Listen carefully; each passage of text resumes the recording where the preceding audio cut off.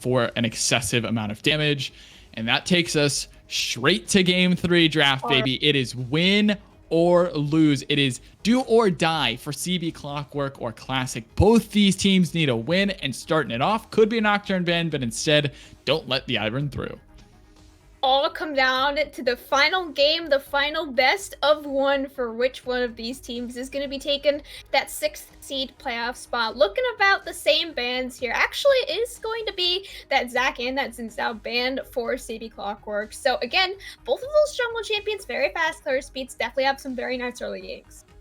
Yeah, just want to quickly mention before we get into the rest of the draft, update on the rest of the league. Cape Dogs has gone 1-2 against DA, so that series is now over. Hawkthorn currently 2-0 over Zenigma, a result we would probably all expect. Bans coming through and through. Jin Zhao, as you mentioned, going to be banned away. Volibear as well. Potent flex pick will be taken off the board. And Seraphine, a champion that's been pretty high priority for these teams. The ulti can turn a team fight just with the one button press, but instead won't get to see the star-studded singer. And instead, Classic now have to decide what is their first pick. If I had to guess, it's probably going to be a Tristana B1. It's going to be some sort of hyper-aggressive ADC. That Draven actually is not banned in this game, and I spoke too soon. It is going to be that Morgana. Technically is a triple flex, but most likely will be going to a support position. I just don't understand the hype about Morgana. She does a lot of damage. I mean, if you're playing jungle Morgana, but it got nerfed, doesn't do anything. Yeah. Mid lane Morgana is actually a snooze fest. And in game 3, you don't want your mid laner to fall asleep while they're playing mid. That's and in true. support, it's easily counterable. You just don't play hard engage. CB Clockwork, yes, thank you. They have listened. Stop going all in bot lane. Play Ezreal. Don't commit to the 2v2. Just farm with Q. Now you play something like a Karma. And all of a sudden, you not only counter Morgana, but you also have a safe AD carry. This is just beautiful drafting from CB. Instead, Ornn. Why not? Oh boy, and we're going to be giving Classic their Draven from game 1 again. If game 1 taught me anything, it's ban Draven against Classics. So I'm not sure what CB Clockwork has up their sleeve to be countering this Draven, as they already have locked in their Ezreal. And like you're saying, should definitely be locking in that Karma for that supportive position, where neither of those champions do particularly well in the Draven. Yeah, I mean, Ezreal is pretty damn safe. Doesn't have to interact at all. Frozen Heart late game, actually, on Ezreal, will slow down the attack speed. So that comes in handy. Ornn as well.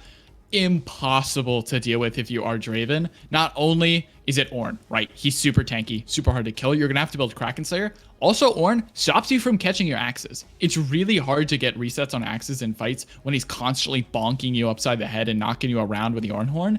So a solid play here from CB Clockwork, maybe reading into the draft, knowing that the Draven is up and the Skarner is back. Oh boy. Please don't try to flash E, or E-flash, excuse me. It doesn't work. No more doing that from bushes. That's not allowed.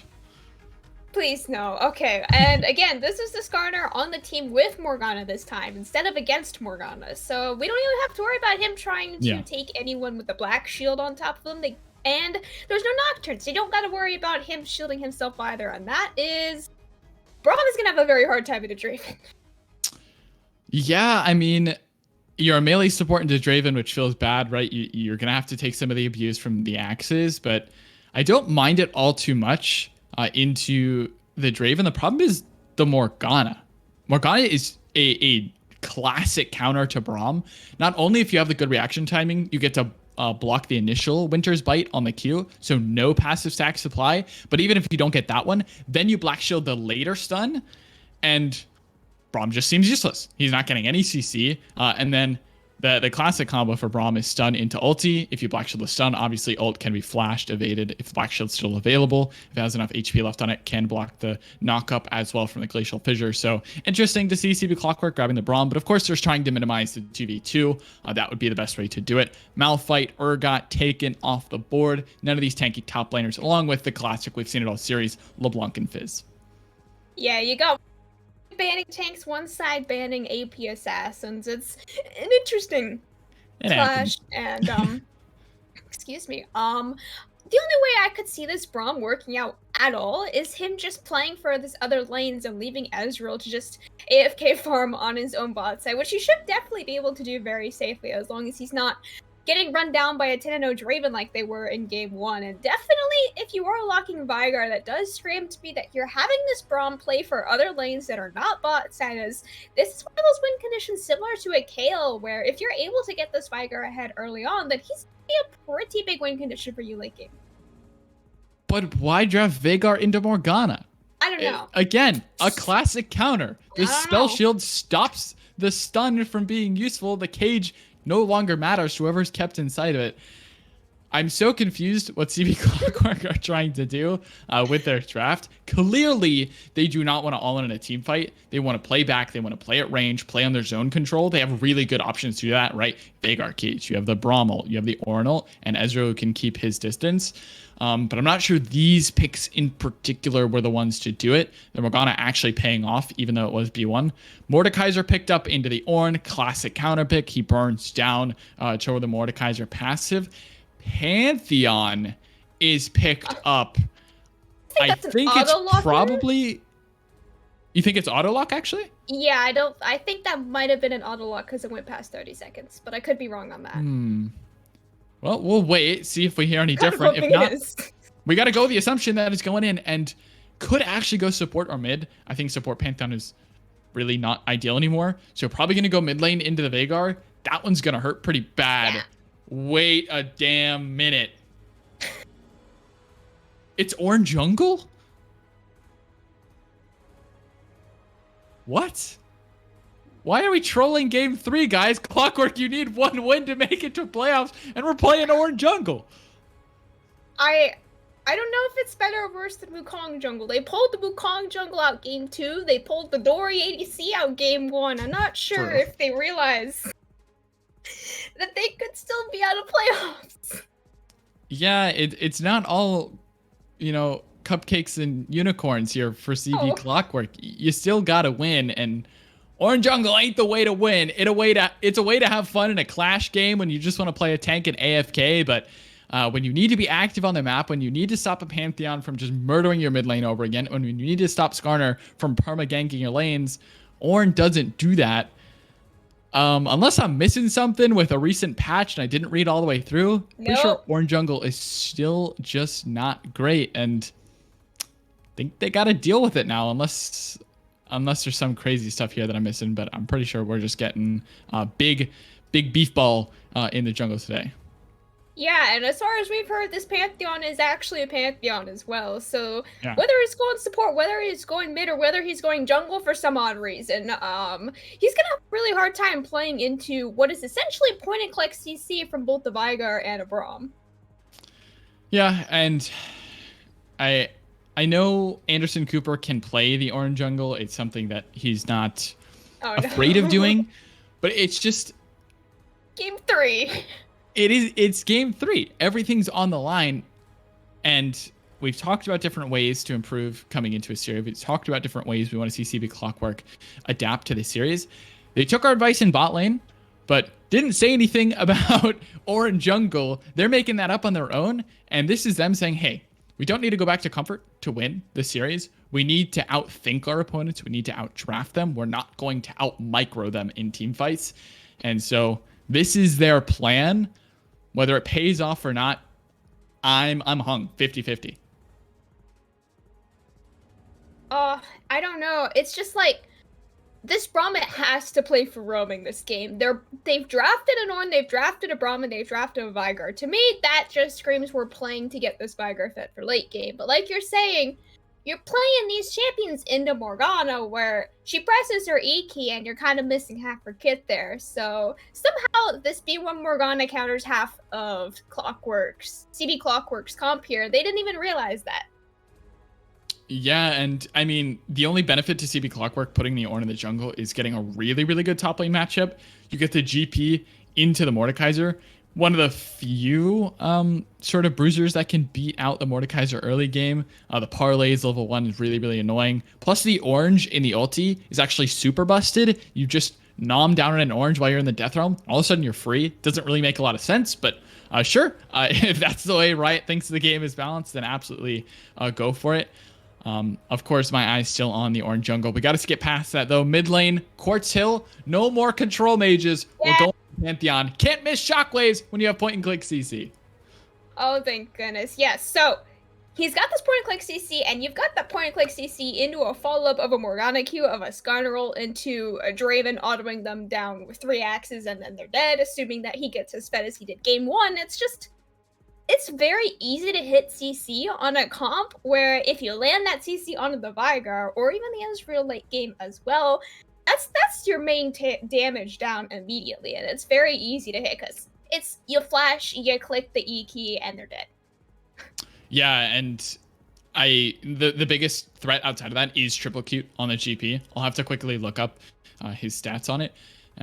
Not an easy champion to execute in late game team fights. You have to have creative barrel chain angles. You have to be really smart with your cooldowns. The ulti can turn a team fight. Three's Mark, again, maybe fumbling some of those axes because of the slow from the GP ult, but it's not an easy to execute comp from CB Clockwork. Classic have Mordekaiser, one of the easiest to execute top laners. Skarner doesn't get much easier. Pantheon and Morgana, all relatively low skill ceiling champs. Draven is pretty high up there, but has proven himself pretty worthy in Three's Mark hands. CB though, love the Teemo hover from Dory. The Silas support probably shouldn't happen either, but not sure which one is worth. Is it worse? Excuse me. Is it the Teemo support or is it the orange jungle? It's the question we have to ask ourselves. Hey, you see, Teemo's support, you can shroom the bushes similar to a Shaco, and that's pretty annoying. Whereas an Ornn, you kind of just gotta ult over a wall and hope you hit someone, and you're hoping that you're hitting someone that doesn't have a black shield on them as well. So that's just another thing to hope that you're not hitting. Yeah, and as we pull back, get ready for our final game going into playoffs. Gonna first run down CB Clockwork. Yeah, the early game damage may just be the least out of any team we've seen so far. Ezreal, notorious scaler, GP, same thing. Can get a little annoying in the early game, but most of that main barrel chain damage is going to come when you get items. Same thing with Veigar, notorious scaler. I just don't know if you have the protection for the orange jungle in your squad. So very, very scaling for them. Classic though, all in on the early game. This team wants fights with the Pantheon, Skarner, Draven, and they want them frequent and early. Yeah. The Classic, they're playing for pre-20 minutes. Clockwork, they're playing for post-20 minutes. And so far with these games, game 1 going to 32 minutes, game 3 going to almost 50. Based on these game lengths, you're definitely going to want to almost give it more to CB Clockwork just because of these hyper-scaling picks of the Ezreal and the Vigar. And then for Classic, you got a Pantheon and a Draven. Past 20 minutes, if they're not 10-0, they're pretty useless. Yeah, I just don't know if Classic are going to let CB Clockwork get that far. Yeah, like, that too. As long as Pantheon is not losing his lane to the Veigar, as long as he's getting around the map, pushing his wave, getting priority over objectives, as long as Three's Mark is basically doing the same, you can almost never contest this objective on the bot side. Maybe, just maybe there's an angle on top side if you get the nice GP setup for it. But bot side is all about AFK. You don't want to touch this bot side. Got to see AC going top lane with triple Q. Got to see Booty Bang and Billy using that TP top side, getting Bleeding Wolves behind. And this is what we've been saying all night. Triple Q is the guy to put on CB Clockwork's team to let them carry this game. I think I'm gonna go with CB Clockwork for this best of one here that we've got going. I've got to go CB Clockwork. If it goes to late game, I do believe they're gonna take it. They just have to not go 0-20 before then. I'm going the opposite. I'm off the CB Clockwork train. That Morgana binding is scarred in my head. Can't come. I'll never unsee it. Along with some of those shockwaves, to be fair, from Quartz, but he ended up pulling it out. A couple big ones as well. I think Classic are going to roll this early game. I think bot side is again going to be an issue. Three's Mark going to flash forward. He's going to be a hero for Classic and push them into playoffs and keep Clockwork out. We've got our predictions in Camcom, and you know that means there's only one thing to do, baby. It's time to load up on the Rift. We got the two premier light league casters waiting on the other side. Dunzy and Sulpan are highly anticipating our final match here of the night. We'll be back just after a short intermission. I don't need to tell you. Reset those mentals, chug down that AM grind, and get excited as it all comes down to this. The last playoff spot on the line. Will it be Classic Esports or CB Clockwork taking it? For hopping in with a wacky draft as two entirely new team comps once again being picked up by these teams. We'll have to see how this one goes. Early shenanigans being brought out here from CB Clockwork. We'll have to see. Flashing forward, gonna burn it onto 3's mark, but trade of summoners, summoner flash for summoner flash, support for ADC. Hashtag worth, says Dory K. 100% the support for the 80 carry. 3's mark back on the Draven from game 1. I think this bot lane between 3's mark and Abby Llama are just, they're displaying a clinic of what you need to do in order to win team fights. They won lane in game 1. Forgotten Turtle and Dory K back to their normal roles in game 2. Played a lot better of a lane. Oh my god, Quartz Hill. Where are you going, buddy? Yeah, level 1 shenanigans aren't over yet. Quartz Hill getting chased out here by Anderson Cooper. But anything in Billy, contemplating the flash over the wall, gonna actually throw out the cage and force the flash out of the Pantheon. So getting a little overzealous here in the level 1 shenanigans. Everyone a little antsy as that's 2 flashes down already here. Expect those ones up around the 6-minute mark here for both these members. Yeah, the game 3 jitters, you can feel it. Oh, I'm already loving this Sulpin.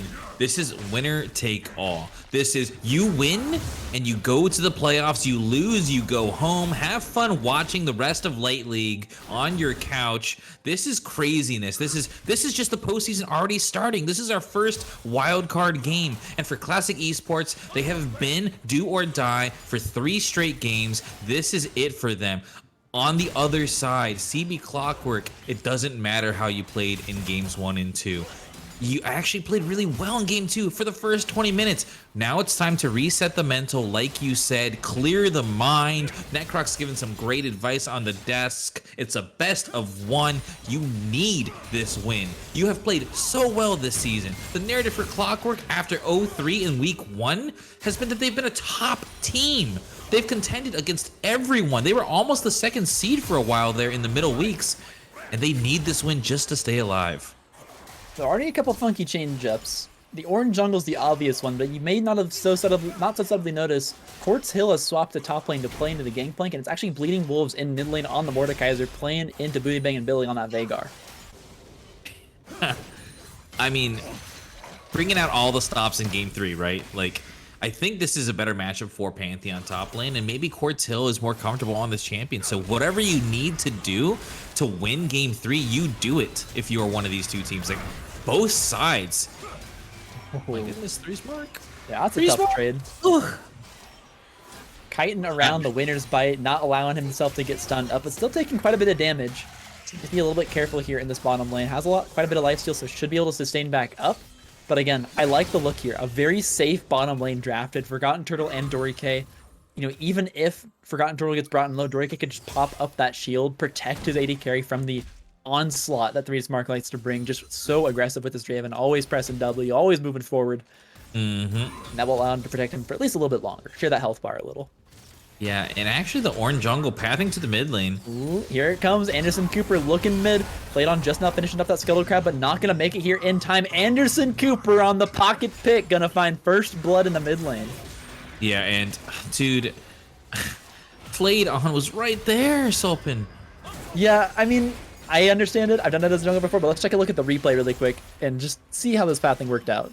If I'm bleeding wolves, and I see we have a black screen right now, no replay for now, but if I'm bleeding wolves, I'm so... Man, I'm tilted. I'm sorry. I'm tilted because you're right there. You give up that scuttle buff. It'll still be there if you win the 2v2. Instead, you kind of bait your mid laner into that, thinking you're kind of secure, you have the backup of your Skarner, and you just get obliterated. Chain CC'd by Anderson Cooper. The Veigar picking up an assist for the lane, and once again, it's just Anderson Cooper out jungling. He's played so well this series. Ooh, here comes the stun combo. Quartz still going to find that one as well, but Flaylin doesn't have much left in the tank here for this gank. And he forced out from a little shot to the back as he walks out of that trade. forcing out a little bit of health, but no summoner's burn yet there on Triple Cute. So pretty happy, sitting happy, farming up here in this top lane. Yeah, and not even a summoner burned in the top lane. Quartz Hill gonna be able to get a little bit of a push off before Triple Q comes back to lane, but he's not even gonna have to use teleport to get there. Interesting decisions from the side of Classic. Once again, they are kind of falling behind in the very early game because of the superior jungle pathing and gank assist of Anderson Cooper. He has played the early game phenomenally this entire series. Flaydon has really shined, especially in game 2 later on in teamfight situations. We kind of memed the Zac a little bit, but actually in those, like after 25, 30 minutes, up until the very end, 45 minutes, Flaydon played really, really well in the teamfights, even catching Forgotten Turtle on that Kog'Maw once with the Orianna Shockwave combo. So it's kind of weird because the scaling tends to favor CB Clockwork, but it's the play style of Classic that favors the late game. So I'm really confused about how these teams are playing it now. Oh, and then when I hear the dragon, that would have been a great way to trade that one out. But yeah, like you said, Flaydon, I think he's going to struggle a little bit early on here against the Ornn. You know, just doesn't have the same early pressure. But he's looking mid right now on Booty Bang and Billy. Needs to be careful, has that execute available. Going to pull him back in. Flashed by Booty Bang and Billy, and now it's a Sun. Gonna get a few of those AP stacks back on him, but should be okay for now. Quartz Hill trading out with Triple Q here in the top lane, but he's a level down. He needs to be careful here as now comes the Cannon Barrage. He's gonna chase this one out. They got the slow. Quartz Hill in danger, forced to flash. One more shot will do it. Triple Q finds a solo kill top lane against the Pantheon.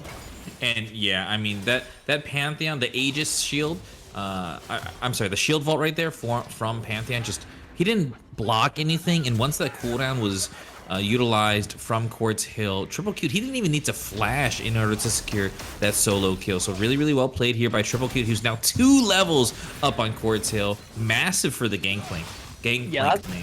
That's gotta hurt. I mean, he might get some of that EXP back here in this wave. I don't think it's enough to hit level 6 though, honestly.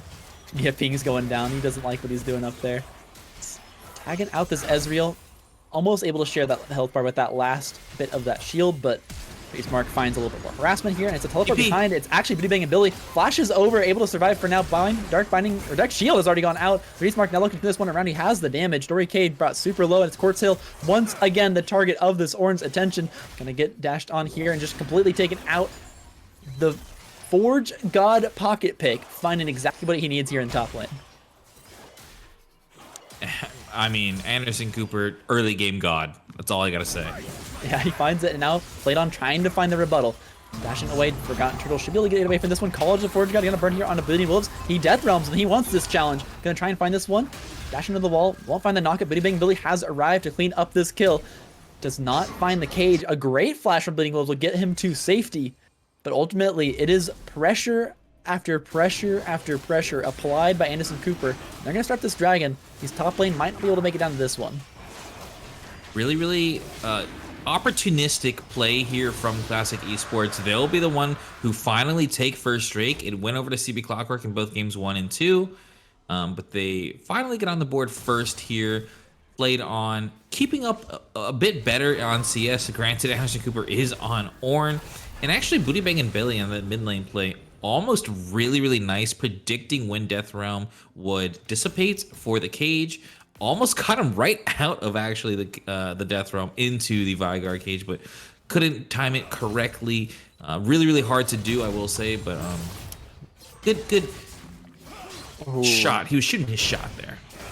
And Quartz Hill is just struggling up here in top lane. They take a ton of damage. Barrel combo gonna come out. Just needs one more kill and he'll do it. Triple Cube finds another kill. 2-0-1 now on the Gangplank, and that's 2 solo kills. Yeah, this is really, really bad news for Classic Esports. It is the lane that is supposed to hard smash, and you have a scaling Gangplank 2-0-1. Triple Cute says, you know what? I'm going to join Booty Bang and Billy and Anderson Cooper in this early game onslaught, and I'm going to make sure that I try to help my team here. It's a realm mid. Gangplank looking for the Mordekaiser. He's low, but not going to find too much damage. Keep in mind now, there is Impale available here for Flaydon, so might start looking for these ganks, really start getting some of these picks in for his team. There is a Gangplank just hanging out in this bush, though, and it's Ornn over the wall. Anderson Cooper looking bot as Mark looks aggressively. This is not the timing you want. Bleeding Wolves also getting ganked here in mid lane, drops a Cannon Barrage, will just get caged up and dropped. And now Mark on the run here in bottom lane. It's Classic Esports trying to find something in this game, but Anderson Cooper finding every gank path imaginable, picks up another kill, and he goes on a killing spree. Anderson Cooper is an absolute madman on the Ornn pocket pick. Every lane has been affected by Anderson Cooper. He got Triple Cute ahead on the Gangplank. He got Booty Bang and Billy ahead on a Viger lane that should not have no business of contending early game. And finally, he's got his bot lane a gank kill. That has not happened this game. They've got Forgotten Turtle and Dory K ahead a little bit against Mark and Abby Llama, the ones who have been carrying Classic Esports, and they want more. Call the Forge God ability, drop here on the 3 mark. He's just too low, and Ornn is just too tanky. Anderson Cooper has killed every laner on the map. Yeah, that was actually a nutty Ornn play. That was actually insane. He calls the Forge God, flashes over the wall. I love it. Anderson Cooper just showing off here. And this might be a lane swap, or maybe just Quartz Hill kind of hovering bot lane here for a little bit to catch this wave and looking to ult into another lane, flying them, taking the wave top lane. But every laners right now has got a massive advantage here, already 4K up at 10 minutes in. They're just struggling to find some kind of advantage back here in this game. Again, they have pick options, they have the Death Realm, they have the Impale, but they haven't found the opportunities to use these tools to find any meaningful advantage in this game. So thinking in the bot lane, top lane, taking a page out of Wild Rift actually, so they can claim security over this Rift Herald. They should be able to pick up this objective, but Anderson Cooper's got something to say about that. Yeah, I mean, they have the numbers. They're going to back off for now. They're completely content. Dude, it's 11 minutes in, Sulpen, and there's a 4K gold lead for CB Clockwork. Now, I know they were very comfortable last game. They can't throw it again, right? They cannot throw that massive gold lead again. You never know. It's like you said, Classic Esports finds their way out of unwinnable situations seemingly all the time. That's three members top lane here. They're looking to drop Herald and get 3's marks and plates. I think this is diveable, man. Like, Gangplank, he has a Triforce, but they have 3 of them up here. Finding will land. No orange pop yet. Will now pop it on the back of the Impale, but they have the chains landed onto him. Gonna flash out, keep himself alive. True Shot Barrage does some damage. This tower's gonna drop all the 3 plates. Finding goes wide. Flaydon now in trouble. Takes a lot of damage. Needs to get off of this barrel. But Bleeding Wolves on the backside of this, chasing out Anderson Cooper. Could find a shutdown. This might be massive for the 700 gold shutdown to Bleeding Wolves. He is happy to take that one. Super aggressive look here from the Mordekaiser. I've done it. Sulpen, I've done it. I've cursed them. All right, we're gonna hop over to that solo kill replay to figure out what exactly did he do here.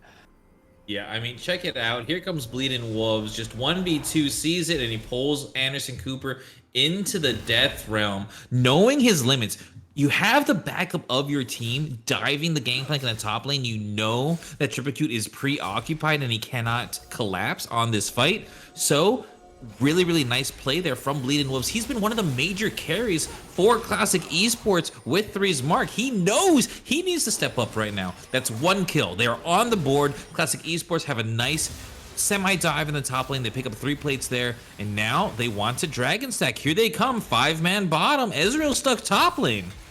Yeah, they're looking pretty good to be able to claim the second dragon. I mean, it's not like it isn't reverse sweepable. We did see it last game, so they're currently claiming objectives, playing them out very well by rotating around 3's mark, so they have damage to quickly claim these. Bleeding Wolves also going to come down and pick this one up just to be sure.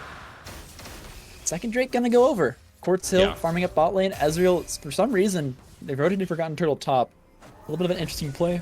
Maybe just looking to get something back after they managed to get those plates in top, but yeah, I mean, overall, Classic Esports finding a way back into this one despite massive disadvantages here in the early game. Yeah, Forgotten Turtle for getting the Drake. Should change his name there. I mean, CB Clockwork just had to give it up. They couldn't contest, even though they have a massive gold lead.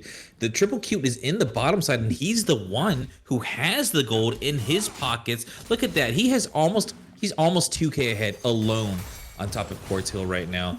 It's just, it should not be acceptable for CB Clockwork to be giving objectives over, to be giving kills over, and yet Classic Esports somehow find a way. They've done it in Game 1 and Game 2, and they're trying their darndest in Game 3. I don't know if they can make it happen. This one seems more unsurmountable than before, but they are on the path. They are paving the way right now to try and make this playoff push.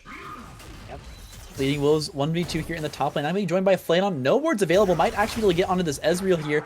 will land the fracture onto Dorike, can send him up, can pull him back, but he doesn't want it. He wants more. He wants the Ezreal. Dorike able to dash away. Down gets Death Realm. There's no escape. Welcome to the world of Bleeding Wolves, and an amazing binding in the backside will actually catch him up. Forgotten Turtle now in trouble. Will also get the chains coming out from Alibama, putting pulled back, double kill. Bleeding Wolves, despite being mid, coming out. He might just be making a play for himself to be on the all-pro list for mid as well. Sulpin, it is happening! Abby Llama is a beast! That max range binding finds Forgotten Turtle after he already flashed away, knowing that he did not have an escape. Oh my goodness, That's Abby, what triple. a clutch bind there. And yeah, you're right, they got first turret. I'm just in disbelief almost. Triple Cute still absolutely crushing this matchup in bottom lane, but it's still Classic Esports finding wins all across the map. Doesn't even have ultimate to be able to commit to this dive here against Quartz Hill. Should be able to quickly siege up this towers with the demolish procs, and really Triple Cute will just continue to snowball and be super far ahead on this split push. But here he comes, Anderson Cooper. He doesn't want to let this Pantheon back, but just might be forced to let him. Yeah, there's okay, a little bit of a low set. I want to see that again, man. That top lane dive. Yeah, we should be able to do goodness. a replay here. Yeah, here we go. I mean, just watch Abby later on. The Death Realm is actually really good here because Dorike flashes and he gets the dash out, but instead he's locked in by the max range. And oh my goodness, Abby Llama, clutch as it comes when you need it. There's the bind, and they're gonna pick up Forgotten Turtle here, dude. They are less than 2K away now. They're tying this game up in gold. They have 2 Drakes stacked. I cannot believe, I'm so sorry to CB Clockwork fans out there. I cannot believe I have cursed you. Please, somehow, you can hold on to this lead. I believe in it. You have the scaling. You can come back and win one of these games to secure your spot in the playoffs. I believe in you, Clockwork. Classic, just such an underdog Cinderella story tonight. My goodness. The most mind-blowing thing about this game so far is that not a single objective on the map has been claimed by CB Clockwork yet. They didn't get Herald, they lost 2 dragons, and they didn't get Tower. Finally, might be picking up this tower in bottom lane as Triple Cute will pick that one up. So finally getting an objective for underneath their belt. Curse is lifted. And I can maybe continue to find something here in this game, but Flaydon looking at Triple Cute. A little orange out of this one, I'd imagine. Yeah, really, really nice. Ooh, okay. I like the okay. patience from Triple Cute, right? He knows that he can get stunned up by the Skarner. He wants to bait out the orange first before he impales, but Triple Cute holding on to it, playing patiently. And now with Drake up in a minute, they're bringing everyone down here. They want to take a fight possibly before Drake. They know Bleeding Wolves doesn't have TP, and he's in the top lane. Yeah, they can force it really quickly if they call the Forge God. If they step anywhere too far forward, also need to watch out for that Veigar cage. Abby Llama has to use that Black Shield very effectively to allow whoever gets trapped by it to escape. So a lot of things that they need to be worried about here. Will get forced out. Gaining Prio in bot lane. CB Clockwork now looking towards their first dragon as it spawns in 35 seconds. Dude, Stolpen, it's in 30 seconds. Bleeding Wolves is doing Herald on his own right now. This is a little bit greedy, man, from the... Oh, here it is. Oh, Call of Forge got really brought down. Quartz Hill now in trouble, getting engaged on, but Anderson Cooper misses the knockup. Abby Llama able to flash out with Quartz Hill. They've committed 2 ultimates there. Not going to find anything off in terms of kills. Herald now picked up on the backside of this. Triple Keep finding damage underneath the tower. Abby Llama getting brought super low. True Shot Barrage will find Abby Llama. They'll finally find a kill. This might be exactly what they need. Quartz Hill now finds the barrel to deny the damage onto Flaydon there. Saving his teammate's life potentially as Herald gets dropped mid. They're just going to ignore Dragon. They're happy to let him have it. They're just going to push straight up mid with this duo. Yeah, I mean, the macro play coming out here from Classic Esports is completely outplaying CB Clockwork. They had the go button, they tried to push it, and they got 1 kill for it, but a lot was expended. They do manage to pick up the Drake on the back end, and we'll see if they can find a collapse here. They're going to come for Bleeding Wolves and 3's Mark, man. Yeah, they want this one. 3's Mark in trouble here. Dorike not autoing just yet. We'll find the winner's bite. Start off the procs. Glacial Fissure will knock him up, but he's now all alone as Bleeding Wolves has abandoned him for the death realm. Dorike gonna be the target, but probably doesn't have the damage to take him out in time. Dodging away from the Mordekaiser, barely actually gonna survive this one. Ali Llama and now Flaydon in trouble here as they're gonna get chased forward. Oh no. The gangplank. Quartz Hill's dashing into the backline onto Bodhi Bing and Billy. I'm not sure about this play as they'll just get absolutely collapsed on. And that's a little bit of a tilt-through play right there from the side of Classic Esports. Yeah, they picked up 2 turrets. They gave up the Drake and they gave up 3 kills there. CB Clockwork, really beautiful collapse. They did not allow that overextension from Classic Esports to go unpunished. They find, and even they burn the summoners of Three's Mark as well. I mean, his flash is gone. That's huge for the Draven. And what we saw in game 1 from a very fed Three's Mark Draven, it is not happening this game. They have made sure they play safe in the bot lane. They do not give up the kills. They do not let this guy snowball out of control, and it's going to be a cracking Draven game for Three's Mark. That's an interesting choice outside of the shield bow from game 1. He hasn't snowballed. He hasn't rolled. It's going to be tough for him to find mid to late game team fights and play through these. I mean, he'll still do damage with the axes, but it's not the same, man. Absolutely not. Dory K tanking up some damage here for Triple Q, and they'll find some damage back, but this tower looking like the next target here for CB Clockwork, and you gotta imagine they're gonna be able to take it. There's just so much pressure now from Triple Q. The amount of damage he can do with these barrel combos, zoning out the entire team as it's just flayed on into this tower. Will be going down off the back of this Demolish proc, and 5 members strong here in mid lane. They're looking to get revenge for these towers that they've taken. Flayed on going to pull back Triple Q, forces out the flash plus the orange, as well as call the Forge God to keep him alive. It's managed to get something back here. It's not all for naught. Bleeding Wolves on the side, might be able to find a flank angle in. Quartz Hill not able to join this fight just yet. TP Nut just now coming online and could jump in with the ultimate as well, as it comes off cooldown in just a little bit. But they take the tower, they get out. Nothing else burned here for the side of CB Clockwork. Yeah, and I like this play from Classic. Quartz Hill just splitting in the top lane. That's about all he's good for right now, but he needs to know when to get out. It's actually just going to be an int play, I think, because now the collapse is here. Yeah, it's a little bit too late. No one with teleport able to save him. Quartz Hill gonna get chased out from this play. Gonna block some damage, but Anderson Cooper's got the knockups, got the slows. Triple Q finds the kill.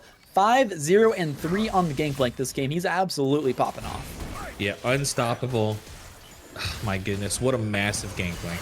Ooh, but it's a play here in mid lane. Played on in a little bit of trouble, but they're able to get the disengage, and we're gonna jump into a replay here on that solo kill. Yeah, check it out here. I mean, Quartz Hill, we said he was overextended. Just a big gold sack. 550, 600 now actually for the gangplank on top of his head. The bounty is massive. 5-0-3 versus an 0-5-0 Pantheon. It's a little bit of a top gap. You can ask Juicebox. He gave us that rap. I mean, it is here. See if Bleeding Wolves can find any damage back, as he's really the only member kind of putting in work so far. Got the shutdown gold, found a double kill in top lane, but hasn't managed to come up with much else. Flaydon still looking for opportunities to use this impale and drag someone back, but again, Triple Q really not going to be a suitable target for this. Can probably outduel anyone in the side lane. Bleeding Wolf's going to go try and match the gangplank. We'll have to see if he can 1v1 this terror that is just tearing through towers all across the map here for CB Clockwork. Yeah, it is just a CB Clockwork diff so far. I mean, okay, it's 12-3, and you have a gangplank that's just absolutely absurd. Their gold lead is only 3k right now, though, and Triple Q, he has a bounty on his head. He's got to be careful. Looking aggressively here. We'll get suppressed. We'll get stunned, but they don't have any damage here, as now teleports will get channeled. Triple Q in danger. Some Draven axes do come through. Quartz Hall forced to run away from this one. They want no part in this fight. Bleeding Wolves wants to find more, but you need to be careful here. Walking into this choke against all the Forging God plus barrels. Here comes the Pantheon, finding the slows onto everyone, but there's just no damage to follow up as Bleeding Wolves drops. 2 kills go over to CB Clockwork, and Classic is just playing like they're ahead. Yeah, they're not used to CB Clockwork maneuvering through team fights so well, and actually they played that extremely cohesively. You had everyone just kind of kite back, and so Anderson Cooper was able to layer that Call of the Forge God onto every member of Classic Esports, slowing them, knocking them up, combining that with his own charge into the wall. The CC layering was beautiful, and then an Ezreal and a Vigar just stacking on top of that, throwing all their damage into that team fight. It's going to be an easy Baron secure for Clockwork, and they're very content trading that over, even though it's soul points towards Classic Esports. Yeah, not quite at soul, and even if they had it, it's not really the problem of damage or problem of staying alive, it's the problem of damage. We're gonna have to do a replay here to see that team fight one more time. I mean, just look how CB Clockwork... Dragon Blade. Oh, I'm sorry. Okay, so, yep. they're just taking over that dragon. We see Classic Esports manage to pick up soul points. That's very important for their own win condition because despite being very down right now, nearly 7K, they do have that win condition. If they can get that Ocean Soul once again, just like they did in Game 2, very fortunate to have this win con right now. It'll be big for them. They can negate a lot of that gold differential right now and play through these team fights because the burst from CB Clockwork here, they have a little bit of it with the Primordial. They have the blast, the barrels coming up from Gangplank, but that DPS needs to come through and sustain in against an Ocean Soul. It's going to be tough. It's a long binding there from Abiyama. 3 members strong, gonna be 5 in just a little bit as they're looking to take out this middle inhibitor.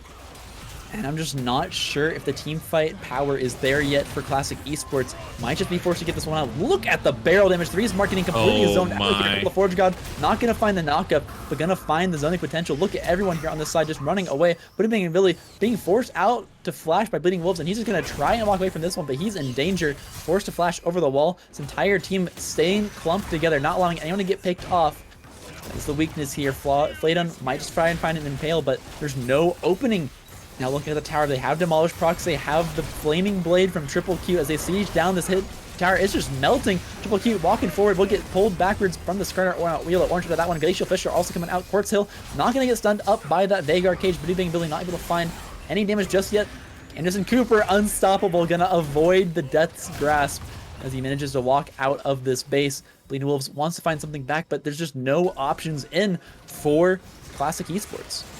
Yeah, I mean, good on them for at least being able to have the composure to give up that inhibitor. Also great on CB Clockwork for just rotating to the bot lane here. They take what they wanted. They got the inhib. They have the extra pressure in the lanes. Now work your Baron around the map. Rotate down here. The Death Realm's still unavailable. This should be another objective for Clockwork as a cohesive unit. All 5 of them are here to work their magic. Look at the zoning from Vigar just doing so much work. And there it is. Another broken turret.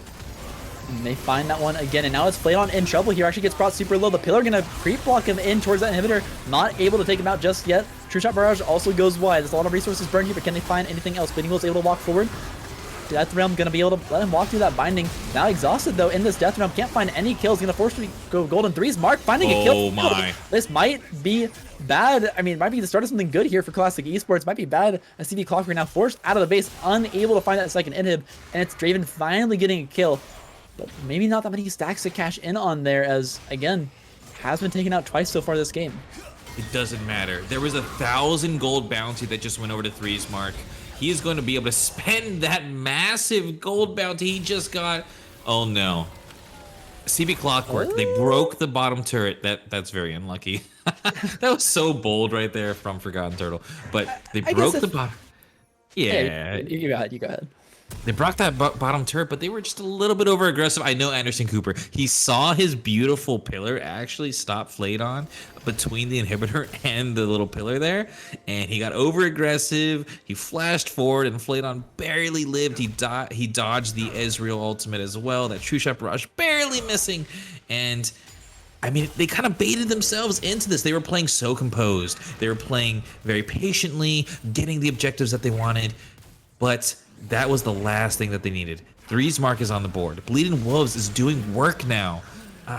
My goodness, this Drake is going to be so big. If Classic Esports can find a way to get Soul, oh my goodness, it's going to be so much trouble for CB Clockwork. But they still have a lead.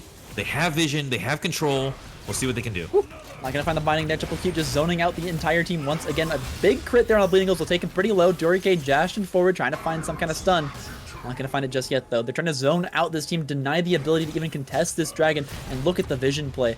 Completely zoned out. Bleeding Wolves chunked to half. That's not what you want on your star player. Wow. Chunked to a quarter. And now it's 3's mark gonna be the target of Triple Q here in the mid lane. Won't take any damage. But I have to imagine this Drake has been successfully secured from the side of CB Clockwork. Yeah. They did their due diligence. Beautiful poke coming up from Forgotten Turtle, Booty Banging Billy, nice zoning, and Triple Q landing his barrels. No way. Oh, they haven't seen him. They haven't seen him. No! They walk in. Might just have it.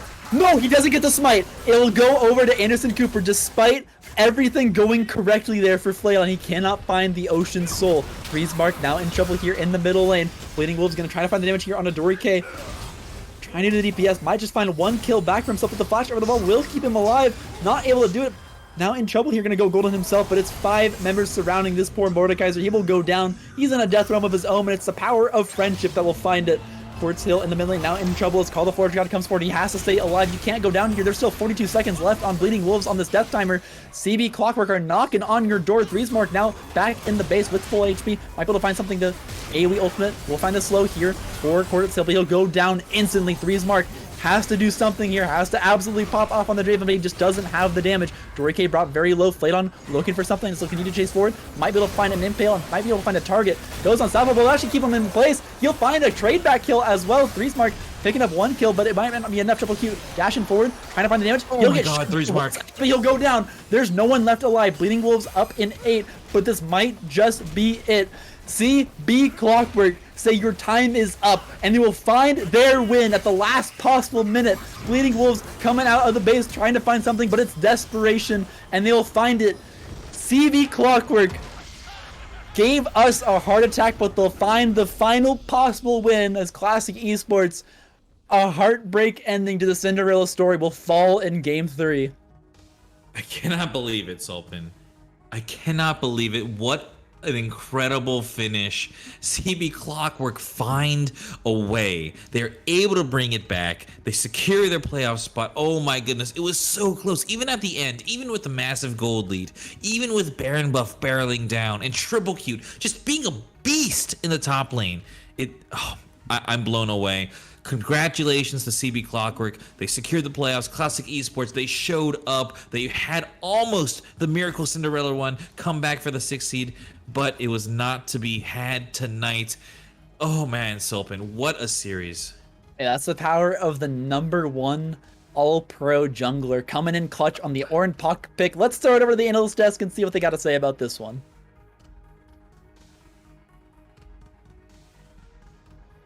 Hello, we're back straight to Hello. the analyst desk. I'm Necrox, joined by Camcom, of course, and CB Clockwork. They're clutch, and they do not take any names without mercy. They close it out even after going down 0-2. They find their win, and welcome to playoffs.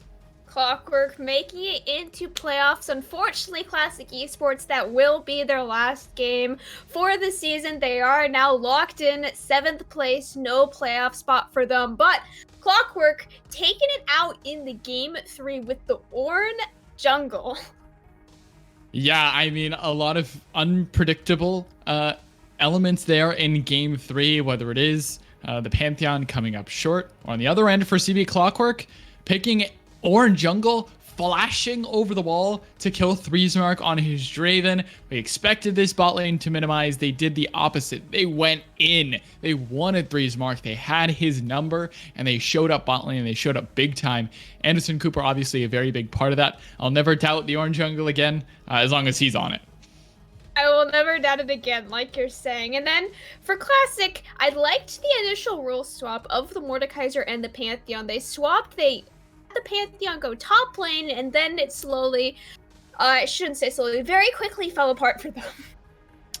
Yeah, I don't think either matchup, honestly, is particularly good into the GP. Mordekaiser, obviously, you're just going to get harassed out from range. Same thing with Pantheon, honestly. You can deny a little bit with the barrel chains, but I think Triple Q is just not gonna ever take that one lying down, and honestly did a fantastic job up there. A huge member to the likes of CB Clockwork. And on the bot side, you have to give your admiration to Dory and the AD carry and Turtle. Had a couple swapperoonies in the early game, in the early parts of the series, if you will.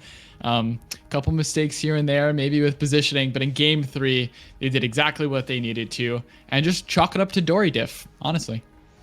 Honestly, he had a rough game too in Game 1, but then in Game 3, in the matchup he was supposed to win the least, they won by far the most. Maybe you could say it was Anderson Cooper helping them so much with that bot lane there, getting them, I do believe it was at least 3 kills there in the bot lane, but they still played it so well between Turtle and Dory.